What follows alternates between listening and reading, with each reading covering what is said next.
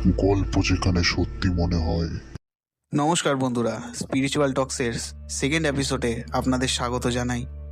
গত এপিসোডে আপনারা অনেক ভালোবাসা দেখিয়েছেন এবং রেসপন্স করেছেন, তার জন্য অসংখ্য ধন্যবাদ। আজকেও আমরা নিয়ে চলে এসেছি একটি অসাধারণ গল্প, যার নাম সুন্দরবন, যেখানে জঙ্গল কথা বলে।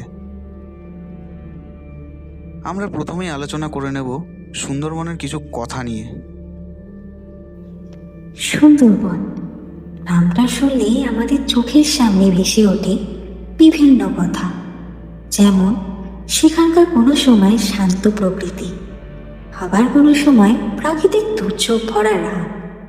সেখানকার গভীর অরণ্যের মধ্যে লুকিয়ে থাকা কিছু রহস্য, অরণ্যের বাঘ, হরিণ, সেখানকার তিস্তা নদী, নদীর মধ্যে কুমির। সাধারণত সুন্দরবন হলো চারিদিকে সমুদ্র বৈশিষ্ট্য একটি দ্বীপের মতো, যে দ্বীপটিকে প্রধানত বাঁচিয়ে রেখেছে সুন্দরী, গড়ান এবং গোলপাতার মতন কিছু গাছ।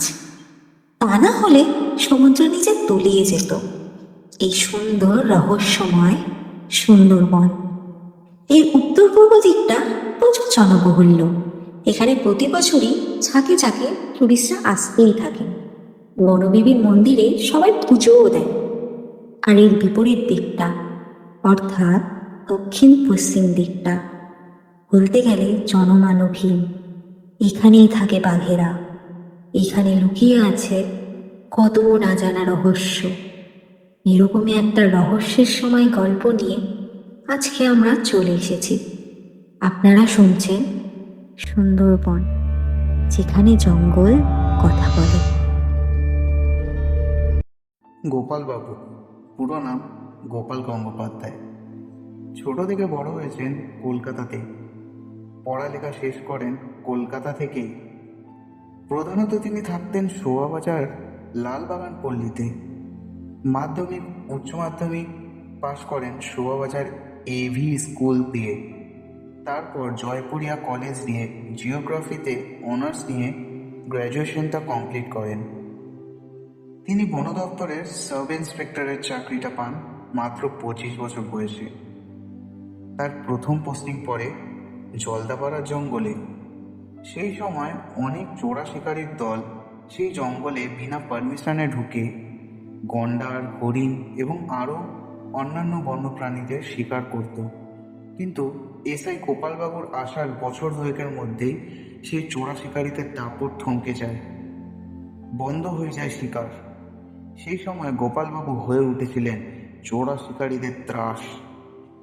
আস্তে আস্তে দিন এগোয়, আর তার সাথে গোপালবাবুর সুখ্যাতিও সবার মুখে মুখে ছড়িয়ে পড়ে চারদিকে। তারপরে অনেক দিন কেটে গেছে। তখন সকাল 10:30 কি 11টা হবে। গোপালবাবু তখন ঘুমোচ্ছেন। হঠাৎ বেল বাজার শব্দে ঘুম ভাঙল তার। চশমাটা চোখে গলিয়ে বললেন, এই সময় আবার কে এলো? তিনি দরজাটা খুললেন। দেখলেন রঘু পিয়ন দাঁড়িয়ে আছে। তাকে দেখে তিনি বললেন, এই সময় আবার কার চিঠি আবার? আরে স্যার, আপনার হেডকোয়ার্টার্স থেকে এসেছে চিঠিটা। একবার খুলে পড়ুন না, মনে হয় প্রমোশন আছে। গোপালবাবু চিঠিটা খুললেন। দেখলেন সেটা তার ট্রান্সফার লেটার, তাও সুন্দরবনে। তাতে আরও লেখা আছে, জলদাপাড়া এখন শান্ত, এখানের থেকে তার বেশি প্রয়োজন এখন সুন্দরবনে। সেখানে নাকি গত 2 মাস ধরে গায়েব হয়ে যাচ্ছে পরপর 3টি গ্রামের পালিত পশুরা। আর কোনো কোনো সময় গ্রামের ছোট বাচ্চারা, মহিলারা, তাছাড়াও জনাচারেক বয়স্ক পুরুষও নাকি কালই গায়েব হয়েছে। শুনে কেমন একটা অবাক হলেন তিনি। চিঠিতে স্পষ্ট লেখা আছে, গোপালবাবু যেন আগামী 3 দিনের মধ্যে মিলাখান হেডকোয়ার্টার্সে এসে উপস্থিত হন। এই খবরটা শুনে একটু মনটা খারাপ হয়ে যায় তার, কারণ গত 8 বছর ধরে সে জলদাপাড়ার অরণ্যতেই আছেন। অনেক স্মৃতি রয়েছে এই জঙ্গলের সাথে তার। কিন্তু সে ভাবে, এক সময় আমার জলদা পাড়াতে আমার দরকার ছিল, তাই আমি সেখান থেকে ওখানে আমাদের অনেক লোককে আমি সাহায্য করেছি, এখানকার জঙ্গলের রক্ষা করেছি। কিন্তু এখন সুন্দরবনে আমার দরকার আছে, যেখানকার লোকেদের আমার দরকার আছে। আমাকে যেতে হবে সুন্দরবন, যেতে হবে, তাদের পাশে দাঁড়াতে হবে, তাদের সাহায্য করতে হবে। পরের দিনই গোপালবাবু বেরিয়ে পড়লেন সিধা দপ্তরের জিপে করে হেডকোয়ার্টার্সের জন্য। তার জিপটা থামলো ঠিক মিনা খান হেডকোয়ার্টার্সের সামনে। সময়টা তখন বিকেল 5টা পেরিয়ে গেছে। সামনে একটা ভিড় জমেছিল, গুটি কয়েকজন লোকজনও দাঁড়িয়েছিল সেই ভিড়ের মধ্যে। তাদের মধ্যে কিছু আলোচনা হচ্ছিল। এরই মধ্যে একজন মহিলা কাঁদতে কাঁদতে বলে উঠলেন, আমার ছেলেকে ফিরিয়ে দাও, আমার ছেলেকে খুঁজে দাও, আমার ছেলেকে খুঁজে দাও। তারপর সেই মহিলা কাঁদতে কাঁদতে সেখানেই নিজের জ্ঞান হারালো। গোপালবাবু ঢোকেন হেডকোয়ার্টার্সে। এসেই তার হাতে তুলে দেওয়া হয় সেই বাচ্চা ছেলেটির মিসিং কেস। সেই নিয়ে সবাই আলোচনা করছিল হেডকোয়ার্টার্সে। এমন সময় এক মাঝবয়সী কনস্টেবল বলে ওঠে, বাবু, উহাকে তো আর পাইবেন না বলে মনে হয়, কারণ উহাকে তো বাঘামুড়ি নয় বাহলিয়া নিজের মায়ার জালে ফাঁসিয়া নিয়ে গিয়ে মাইরা দিছে। এবং গোপালবাবু সে আওয়াজটিকে ফলো করে তাকে বেরিয়ে আসতে বলেন। তাকে দেখে গোপালবাবু একটু ভ্রু কুঁচকে তার দিকে তাকায় এবং তাকে বলে, নাম কি তোমার? গোপালবাবুর প্রশ্নের সে উত্তরটা একটু ভাঙা গলায় দিল। সে তার নাম বলল। আগে আমার নাম গোপীনাথ বাবু। তা কি যেন বললেন আপনি? কি বাঘামুড়ি না হলো কি বলছিলেন? ও কিছু না স্যার, আসলে নিজের বাপ ঠাকুরদার মুখে গল্পগুলো শুনে সেইগুলোই বলে। এখন নাকি সেইগুলোই ঘটছে এই এলাকার লোকদের সাথে। তারপরে গোপালবাবু একটা কি ভাবলেন আর বললেন, শোনো সবাই, আজকে সন্ধ্যা হয়েছে অনেক, এই একে তো অনেকটা পথ এসেছি। নগেনবাবু, আপনার কোয়ার্টারে চলুন, কিছু কথা আছে, ডিনারটা ওখানেই সেরে নেব। সবাইকে বলছি আজকের জন্য চলে যান। আচ্ছা, ঠিক আছে। রাত তখন প্রায় 10:30 বাজে। গোপালবাবু আর নগেনদা ব্যালকনিতে দাঁড়িয়েছিলেন। গোপালবাবু তার বুক পকেট থেকে একটা সিগারেট বের করে ধরিয়ে তাতে একটা টান মারলেন এবং নগেনবাবুকে জিজ্ঞেস করলেন, নাকি আপনার? আসলে এই মিনাখান হেডকোয়ার্টারের আন্ডারে পড়ে চৈতাল, আলমানি, নাজাত। আর এই ছেলেটি থাকতো আলমানির গ্রামে। ছোকরা মানুষ, বাড়ির লোক আর মুরব্বীদের কথা না শুনে বাদাবনের নদীতে গিয়েছিল মাছ ধরতে, আবার রাতের বেলা। ব্যাস, পরের দিন সে আর বাড়ি ফিরল না। তারপর গ্রামের সবাই খোঁজ করলো, সারা দিন তন্ন তন্ন করে খুঁজলো, কিন্তু কিছু পেল না। তারপরে গতকাল পেল। কি পেল? নদীর তীরে একটা কাপড় পড়েছিল, নীল রঙের, ঠিক সেই রকম কাপড়টাই যেটা সেই ছোট্টটা পড়েছিল। ব্যাস, আর কারো কিছু বলে বাকি রইল না। সবাই বুঝলো যে সে বাঘের শিকারই হয়েছে, কারণ এই অঞ্চলে তাছাড়া আর কিছু হয় না। সেই অঞ্চলে সূর্য ডোবার পরে তাই মানুষের প্রবেশ একেবারেই নিষেধ।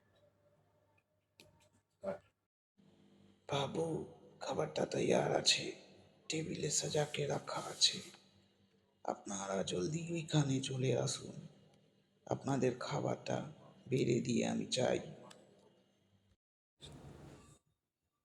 তাহলে চলুন গোপাল বাবু, খাবারটা খেয়ে নি, নাহলে আবার খাবারটা ঠান্ডা হয়ে যাবে। গোপালবাবু আর কথা না বাড়িয়ে চলে গেলেন। অনেকক্ষণ আগে তিনি অনেকটা পথ জার্নি করে এই সুন্দরবনে এসেছেন, কিন্তু এখনও তিনি কিছু মুখে তোলার সময়টুকু পাননি। তারা নিচে গিয়ে দেখলেন টেবিলে কত কিছু রাখা আছে, ঢাকা দেওয়া সেগুলো সব। তারা একে একে ঢাকাগুলো তুলে দেখতে পেলেন যে মুড়ি ঘন্ট, ইলিশের মাথা দিয়ে কচু শাক, ইলিশ ভাপা, ইলিশের তেল, মটন কষা আর মোটা চালের গরম ধোয়া উঠতে থাকা ভাত। বসে পড়লেন তারা খেতে। খাওয়া দাওয়ার মাঝপথে গোপালবাবু বললেন, নগেনদা, কেসটা খুব ইন্টারেস্টিং। তাই বলছিলাম, ওখানে কোনো বাঘের পায়ের ছাপ পাওয়া গেল? না, শুধু ওই রক্তমাখা জামাটা ছাড়া আর কিছুই পাওয়া যায়নি। এরই মধ্যে তাদের খাওয়া দাওয়ার পর শেষ হলো। তারা হাত মুখ ধুলেন এবং গোপালবাবু বুক পকেট থেকে সিগারেট বের করে ধরালেন এবং বললেন, কালকে আমি আপনাকে সঙ্গে নিয়ে একটু টহল দিতে যাব। আর বলছি, একটু বিহারিকে নিয়ে আসতে পারবেন? ও তো অনেক কিছু জানে সুন্দরবন সম্পর্কে, ওর সঙ্গে থাকলে খুব ভালো হতো। আচ্ছা, কালকে তাহলে আমি একটু বেরোবো। আমি আসলে জায়গাটা প্রথমে একটু ঘুরে দেখতে চাই, তাহলে তাহলে কেসটা হ্যান্ডেল করতে সুবিধা হবে। আচ্ছা, আমি তাহলে আসছি এখন গোপালবাবু। এই বলে নগেনবাবু চলে গেলেন। নগেনবাবু মোড়ের পোস্টার ওখানে যেতে না যেতেই অন্ধকারে যেন হারিয়ে গেলেন। গোপালবাবু নিজের শোয়ার ঘরে চলে এলেন। এদিকে লাইটটা বন্ধ করে শুতে চলে গেলেন তিনি নিজের বিছানাতে। তার ঘুম ভাঙল একটা ফিসফিসানি শব্দে। উঠে দেখলেন তখন রাত্রির 2:30 বাজে। ঝিঝি পোকার ডাকে মেতে উঠেছে জঙ্গলমহল। তারই মধ্যে শোনা যাচ্ছে দুটো মানুষের ফিসফিসানির কথার শব্দ। গোপালবাবু বিছানার জানলাটা দিয়ে উঁকি মারে দেখলেন একটু আলো দেখা যাচ্ছে ঝোপটার পেছনে। অনেকক্ষণ দেখার পরে বোঝা গেল সে আলোটা আসলে একটি মশালের আলো। গোপালবাবু তখন একটু কেশে উঠলেন আস্তে করে, এবং সঙ্গে সঙ্গে সেই ঝোপের মধ্যে দিয়ে উঠে দাঁড়ালো দুটো ছায়ামূর্তি। দেখেই বোঝা গেল দুজনেরই বয়স খুব একটা বেশি না। গোপালবাবু দেখলেন ঠিকই, কিন্তু ততটা গুরুত্ব দিলেন না জিনিসটাকে। তারপরে তিনি আবার ঘুমোতে চলে গেলেন। হঠাৎ করে তার ঘুম ভাঙল অ্যালার্মের শব্দে। উঠে দেখেন সকাল 11:30 বেজে গেছে। উঠতেই দরজাতে ধাক্কা দেওয়ার আওয়াজ শুনতে পেলেন তিনি। চোখে চশমাটা গলিয়ে এগিয়ে গেলেন দরজা খুলতে। দরজা খুলে দেখেন নগেনবাবু এসে গেছেন। এসে ডাকছিলেন এতক্ষণ ধরে। তিনি বললেন, আরে স্যার, দেখছি যে এখনো আপনার ঘুমই ভাঙেনি।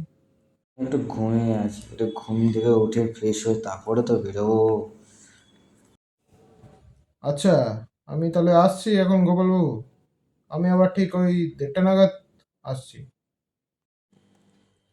এই বলে নগেনবাবু চলে গেলেন এবং গোপালবাবু ভিতরের ঘরে চলে গেলেন। এরপর তিনি একটু ফ্রেশ হয়ে এলেন, হাত মুখ ধুলেন এবং খাবার টেবিলে এসে বসলেন এবং দেখলেন রামু রুটি, ডাল আর আলু ঢেঁড়স ভাজা করে রেখে গেছেন। তিনি দুটো রুটি প্লেটে নিলেন এবং খেতে খেতে তার মনে পড়ল তিনি রাতে কিছু একটা দেখেছিলেন। তিনি ভাবলেন এ বিষয়ে নগেনবাবুকেই জিজ্ঞেস করতে হবে, কারণ কোয়ার্টার্সের পাশে অমন রাতে ওই বাচ্চা ছেলে দুটো কী বা করছিল। এই ভাবতে ভাবতে খাওয়া দাওয়া সেরে উঠলেন এবং অপেক্ষা করতে লাগলেন সে কখন নগেনবাবু আসবেন। যাক, বেশিক্ষণ অপেক্ষা করতে হলো না আর তাকে। গোপালবাবু দেখলেন নগেনবাবু সাথে গোপীবাবুকে নিয়ে চলে এসেছেন। চলুন স্যার, তাহলে আর দেরি কিসের, বেরোই তাহলে। তারপরে তারা আস্তে আস্তে সেই জায়গাটাতেই পৌঁছালেন যেখানে নৌকা বাঁধা ছিল। জলের কলকল শব্দ শোনা যাচ্ছিল, আর পাখির আওয়াজও আসছিল চারদিক দিয়ে। তারপর একে একে সবাই নৌকাতে উঠে পড়ল। শুরু হলো নৌকা যাত্রা। উঠে গোপালবাবু দেখলেন এটা দাঁড়ে টানা নৌকা, আর দাঁড়টা টানছে এক কম বয়সী লোক। গোপালবাবু নগেনবাবুকে বললেন, এই লোকটার নাম কি? নগেনবাবু সেটা শুনে বললেন, এ হচ্ছে আমাদের বেনুমাঝি। আসলে আমাদের যাওয়ার কথা ছিল স্পিড বোটে করেই, কিন্তু দুর্ভাগ্যবশত স্পিড বোটের আয়োজন করা হলো না। আমরা তারপরে ভেনুকে দেখলাম বেচারা একা বসে রয়েছে নৌকা নিয়ে, একবার বলতেই রাজি হয়ে গেল, তাই নিজে নিয়েই চলে এলাম।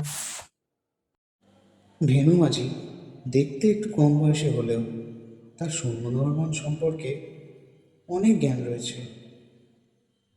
এই সুন্দরবনের কোনা কোনা তার চেনা। তারপরে গোপালবাবু নগেনবাবুকে কালকে রাতে দেখতে পাওয়া ঘটনাটি খুলে বললেন। কথাটা গোপীবাবুও শুনতে পেলেন, এবং গোপীবাবু তার উত্তরে বললেন, এরকম জিনিস এখানে অনেক দেখতে পাইবেন, কিন্তু উহাদের পিছনে যাইবেন না। জানতো মশাই, চুপ থাকবেন, যত সব আজগুবি কথাবার্তা। স্যার, ওর একটাও কথা বিশ্বাস করবেন না। ওর শোনা গল্পগুলোকে সত্যি ভেবে নিজের কল্পনাতেই ব্যস্ত থাকে। নাহলে বুঝলাম, কিন্তু এত রাতে বাচ্চারা কোয়ার্টারে কি কি করার জন্য ঢুকলো? তারা এই এলাকারই কিছু ছেঁচড়া পোলাপান, গাঁজা খেতে আসে মাঝে মাঝে, ওদেরই হয়তো আপনি দেখেছেন, বুঝলেন? ধুর মশাই, আপনি কি বোঝেন নাই ওরা মানুষ না অশরীরী? সে আপনি তাই মনে করেন বাবু, জানেন তো সুন্দরবনের জঙ্গল কথা কয়। আরে ছাড়ুন তো স্যার ওইসব কথাবার্তা, আপনি প্রকৃতিটাকে উপভোগ করুন। তারপরে মাঝি দাঁড় টানা শুরু করলো, এবং নদীর জলস্রোতকে কাটিয়ে আমাদের নৌকা এগোতে লাগলো, এবং চারদিকে অনেক রকম পাখির ডাক শোনা গেল, এবং দেখা গেল একটা হরিণের দল নদীর পাড়ে জল খেতে এসেছে, এবং তারা সবাই একটু ভয়ে ভয়ে নদীর জলেই মুখ দিয়ে জল খাচ্ছে। পাছে যদি কুমিরের শিকার পরিণত হয় তখন। এত সব প্রাকৃতিক দৃশ্য দেখতে দেখতে তারা সবাই যাচ্ছিল সেই সময় লোকেশনটাতে যেখানে সেই ছেলেটি মিসিং হয়েছিল। এরই মধ্যে গোপালবাবু ভেনুমাঝির কাছে গিয়ে জিজ্ঞেস করলেন তাকে, আচ্ছা, তুমি বাবা কবে থেকে নৌকার দাঁড় টানছো? আগে আমার বাবা মাঝি ছিলেন, কিন্তু সে এখন আর বাইসা নাই। তা কি করে হলো এটা? আগে বাবা মাঝে মধ্যে বনে কাঠ কুঁদু জোগাড় করতে যাইতেন। একদিন রাতে বেরিয়েছিলেন বনে, কিন্তু তারপরের দিন আর বাড়ি ফেরেন নাই। পরের দিন যখন তার মৃতদেহটা উদ্ধার হইল, তখন পাশে ছিল বাঘের থাবার ছাপ, এবং শরীরটা ছিল ছিন্ন ভিন্ন করে খাওয়া। সবাই বুঝলাম যে বাঘ মেরেছে তাকে। সরি, আমি খুব দুঃখী হলাম এই খবরটা শুনে। আচ্ছা, বিহারি যে সকালে বললো ওটা বাঘামুড়ি না আলে, ওগুলো কি? হ্যাঁ বাবু, শুনেছি, কিন্তু কোনোদিনও চোখে দেখি নাই। আমাকে শোনাও একটু এই ব্যাপারে। বাবু আলেয়া এটি একটি অশরীরী, যারা এই বাঁধারবনে গভীর জঙ্গলে নদীতে মাছ ধরতে আসে, অনেক সময় তাদের মৃত প্রিয়জনদের রূপ ধইরা বা আগুনে শিকা হইয়া আসে, তাদের ছলে বলে কৌশলে নিজেদের সাথে নিয়ে লইয়া যায় এবং মাইরা ফেলে। আর বাবু বাঘামুড়ি হইল যেসব মানুষদের বাঘে খেয়েছে এই জঙ্গলের মধ্যে, তাদের আত্মা অতৃপ্ত হয়ে ঘুরে বেড়ায় এই জঙ্গলে, এবং অনেকে জঙ্গলে মধু কাঠ সংগ্রহ করতে আইসে তাদের বশে করে প্রিয়জনের আওয়াজ বের করে ডাকে। এদের লোককথায় বেগভূত বলা হয়। এরা মানুষদের নিয়ে যায়, নিয়ে গিয়ে মাইরা ফেলে। এগুলোকে আদৌ সত্যি? শুনলে তো গল্প মনে হয়। ও তো কিনা মিথ্যা জানি না বাবু অত সব, তবে শুনেছি এই সব ঘটনা মুরব্বীদের মুখে। বাবু, ইট বালি সিমেন্টের জঙ্গলে আমি ভূত ভগবান কিছুই মানি না, কিন্তু সুন্দরবনের জঙ্গল যে কথা বলে বাবু। সেই লোকেশনটা এখনো অনেকটাই দূরে ছিল, কিন্তু তাদের যেতে যেতে বিকেল গড়িয়ে এলো। এরই মাঝে মাঝি বলে উঠল, আজ বাবু মনে হচ্ছে আমাদের ফিরে যাওয়া উচিত। সন্ধ্যা নামতেছেও তো, এই সময় বাদারবনে যাওয়াটা উচিত হইব না। বিশ্বাস না করলেও ভয় তো আছেই বাবু মনে। ছোকরা, এসব দিনে ভূত পেত বলে কিছুই হয় না, এসব শুধু লোককথা। গোপালবাবু তাকে এগোনোর নির্দেশ দিয়ে নগেনবাবুর কাছে চলে গেলেন। এসে জিজ্ঞেস করলেন, এই নগেনদা, আর কতক্ষণ লাগবে? এখনো ঘন্টাখানেক রাস্তা, এই আর 10-15 মিনিট পরে আসবে। বুড়ির ডাবরি ওটা পার করলেই হয়তো আর 1.5 ঘন্টা পরে রাস্তা। তিনি অনেকটাই টায়ার্ড ছিলেন, তাই জন্য সেই নদীর ঝাঁকুনি এবং নদীর থেকে আসা ঠান্ডা হাওয়ার মধ্যে তার চোখটা তন্দ্রায় ভেঙে এলো এবং সে ঘুমিয়ে পড়লেন। তার ঘুমটা ভাঙল একটা ক্যাঁচক্যাঁচানি শব্দে, এবং সে দৌড়ে গিয়ে মাঝিকে জিজ্ঞেস করলেন যে এই শব্দটা কোথা থেকে আসছে, এবং মাঝি তার প্রশ্নের উত্তর দিলেন, আগে বাবু, নৌকার ফোন ডিজে কার ডিজে, এটা সিটারই আওয়াজ। মানে? সুন্দরবনের সব মাঝিরাই নৌকার সামনে লাল অংশটাকে দেবী সন্ধি রূপে পূজা করে, হিন্দু মুসলমান সবাই। এবং এই সন্ধি কোনো বিপদ আসার আগে মাঝিদের সতর্ক জানায় কেঁদে কেঁদে। মাঝির কথা পুরোটা শেষ হলো না, এরই মধ্যে গোপালবাবু নৌকার সামনাসামনি তাকিয়ে দেখলেন এক গাছা ঘন মেঘ ঘনিয়ে আসছে তাদের দিকে। এই শুনে গোপালবাবু বললেন মাঝিকে, তো বন্ধুরা, এতক্ষণ শুনছিলেন সুন্দরবন, জঙ্গল যেখানে কথা বলে, এর পর্ব 1। আমরা এতক্ষণ ধরে অনেক কিছুই আলোচনা করেছি বন্ধুরা, যেটা আশা করছি আপনাদের ভালো লেগেছে। এর বাকি অংশটা আপনারা শুনতে পাবেন এর নেক্সট এপিসোডে, সুন্দরবন জঙ্গল যেখানে কথা বলে পর্ব 2-এ। তার জন্য ওয়েট করুন, নেক্সট সানডেতে আসতে চলেছে এর সেকেন্ড এপিসোডটা। আর ভিডিওটা এতটা অবধি অবশ্যই আশা করছি আপনারা দেখে এসেছেন, তাই জন্য ভিডিওটা যদি ভালো লাগে অবশ্যই লাইক করে দেবেন একটা, আর চ্যানেলটাকে সাবস্ক্রাইব করে দেবেন। গত ভিডিওর মতো এই ভিডিওতেও আপনাদের থেকে একটা ভালো রেসপন্স আশা করছি বন্ধুরা। আজকের মতো বিদায় জানাই, ধন্যবাদ। দেখা হচ্ছে পরের ভিডিওতে।